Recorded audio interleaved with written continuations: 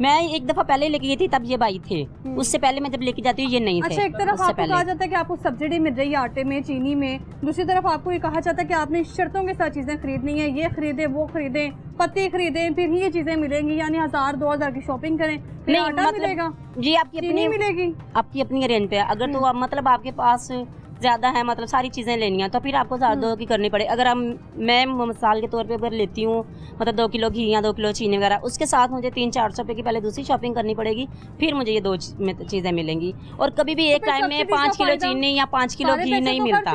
Subsidy का फायदा अब यहाँ पे हुकूमत ने हमें दी हुई है ना, 5 किलो घी ले सकते हैं, 5 किलो चीनी ले सकते हैं। अब गरीब आता है कि आटा सस्ता मिलेगा, ठीक है ना, गरीब आता है कि आटा सस्ता मिलेगा। हम लोग तो ये सोचते हैं बाहर से 1000 रुपए का थैला है तो चलो यहाँ से 650 का ले लेंगे, 2 ले लेंगे, चलो हमारे बच्चों का कुछ दिनों के लिए पेट भर जाएगा। ये चीजें हैं ना, फिर हमें उनके साथ भी फिर इसी वजह से जब पैसे जमा होंगे तब आएंगे, फिर खरीदेंगे। 2000 होगा तो आएंगे ना, वरना वहीं बाहर से आएंगे। बंद होके दोबारा खुल के तो हालात वैसे के वैसे ही हैं। मैं तो काफी देर बाद आई अभी, मुझे नहीं पता इस चीज में कि ये बंद कब हुआ है, खुला है दोबारा, इस चीज का मुझे इतना नहीं पता। बंद था, अभी मैं वो जो भगवानपुरे के पास है ना स्टोर, वहाँ गई थी, तो अभी वो कह रहे हैं कि ID कार्ड अभी नहीं लगेगा।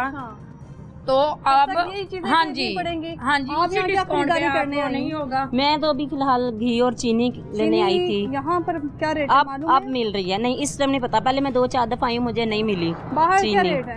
बाहर 140, 150, 155 की बेच रहे हैं। 155 की दे रहे हैं।